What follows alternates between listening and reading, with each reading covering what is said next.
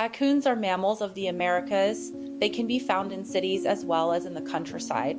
There are 7 species or types of raccoon. The most common is the North American raccoon. The North American raccoon can be found in Canada, the United States, and South America. It prefers wooded areas near water, but it will live in other areas, including large cities.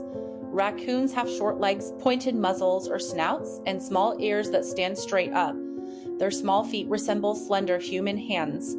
North American raccoons are 30 to 36 inches, 75 to 90 centimeters long from the nose to the tip of the tail. They weigh about 22 pounds, 10 kilograms. A large male can weigh more than 44 pounds, 20 kilograms.